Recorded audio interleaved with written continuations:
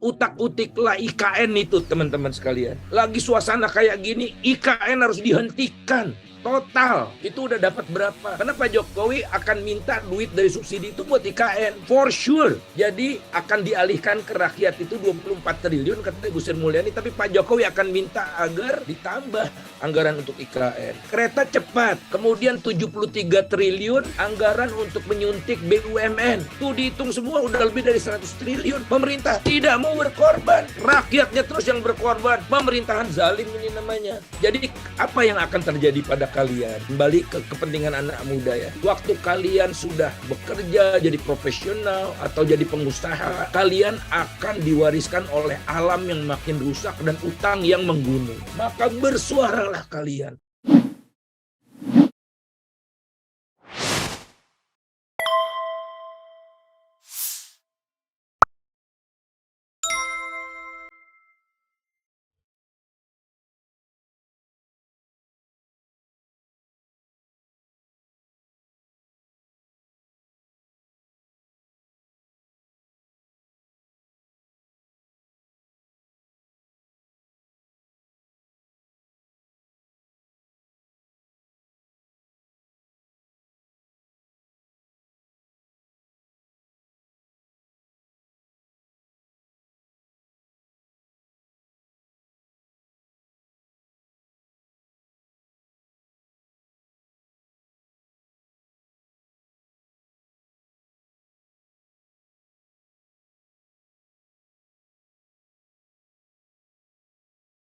Jadi sayangnya cuma Jakarta yang dimanja gitu.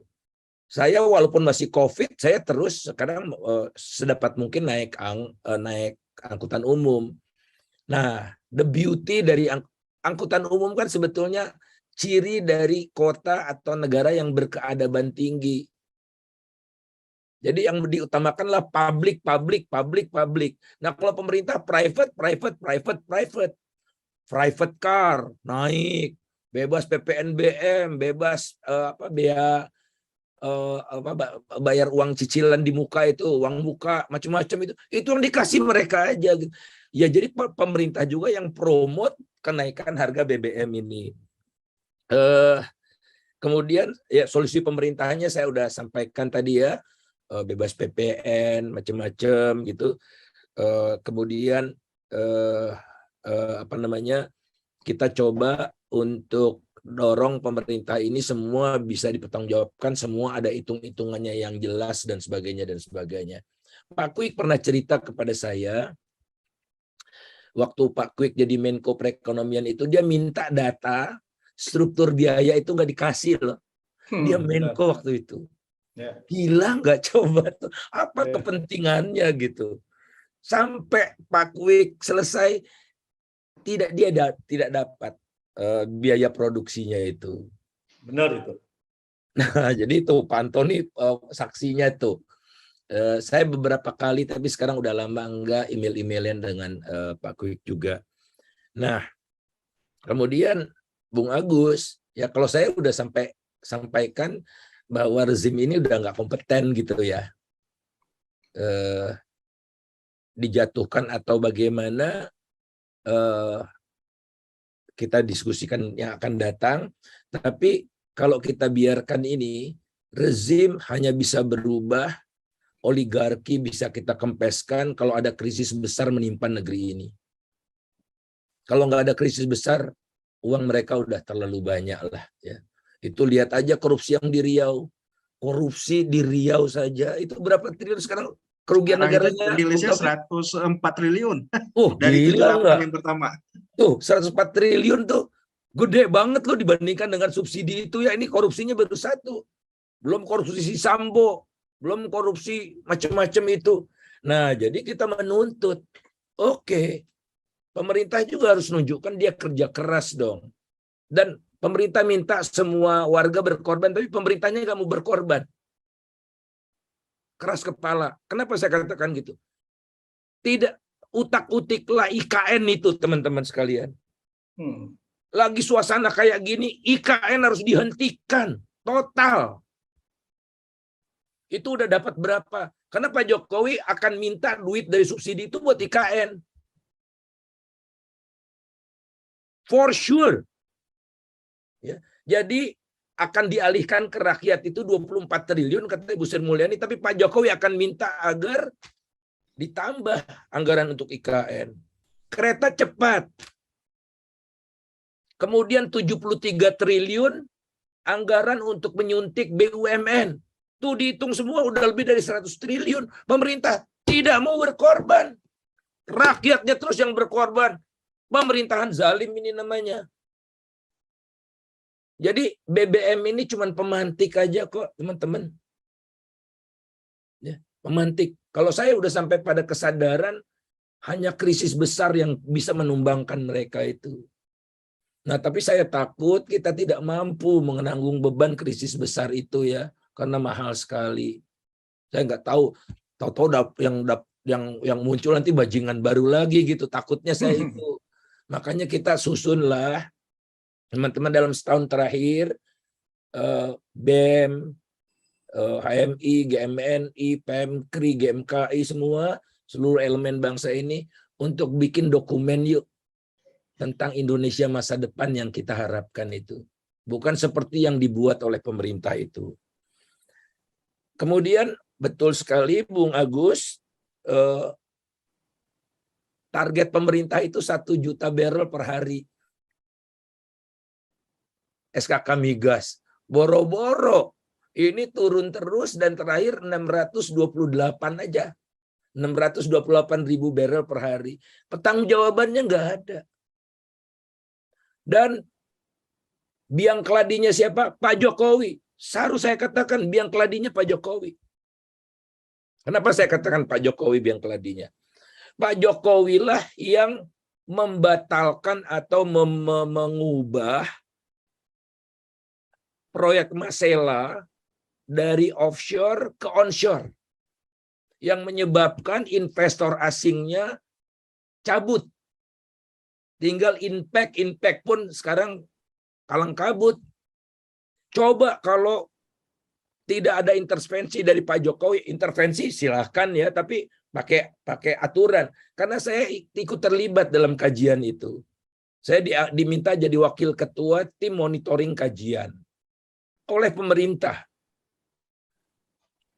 Awalnya offshore, itu proyek migas terbesar sepanjang masa di Indonesia. Investasinya pertama kali di atas 10 miliar US dollar itu si Masela itu. Jadi fenomenal sekali. Sudah diputuskan offshore ya di tengah laut. Kemudian ada 2 menteri, Pak Riza Ramli kawan kita dan Pak Luhut ngotot onshore. Pak Jokowi bingung, Pak Jokowi memerintahkan agar dikaji oleh lembaga independen. Nah, keluarlah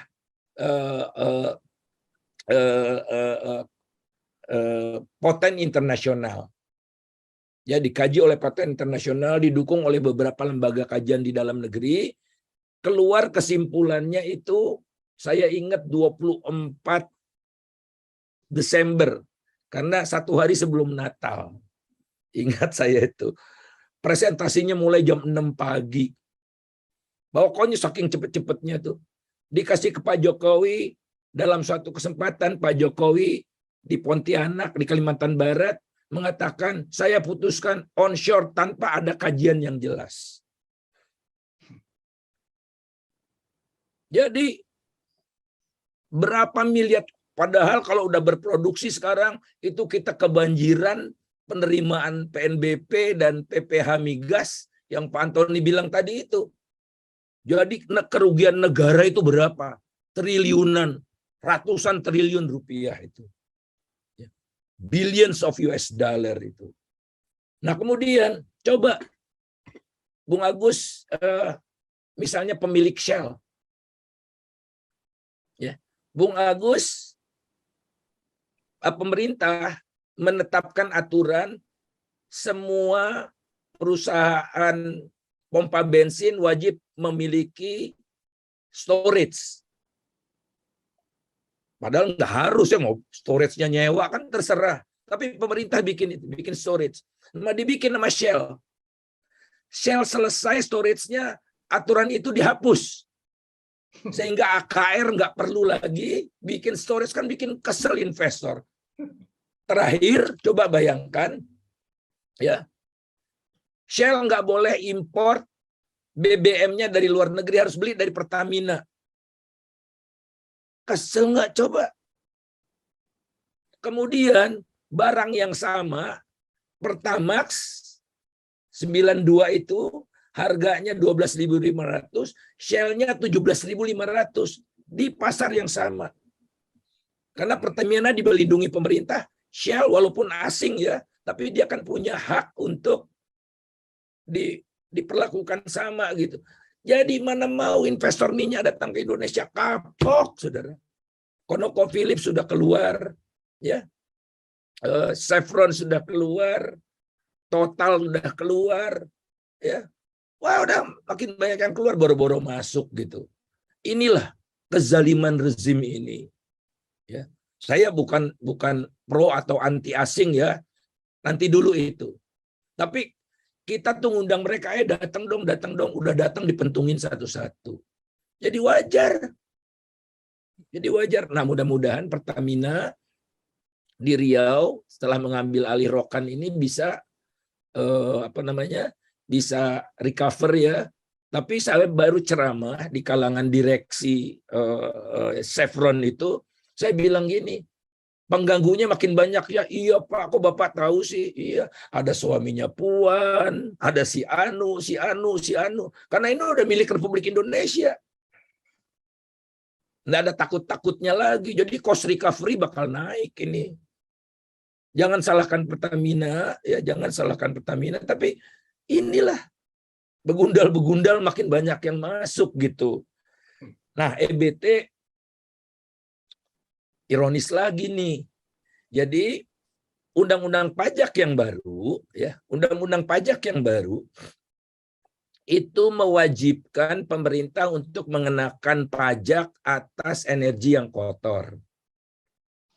Tapi tidak semua dulu. Tahap pertama adalah pembangkit listrik tenaga batu bara. Pajak karbonnya cuma 30 mulai 1 April. Pajak karbonnya cuma Rp30 per ton CO2.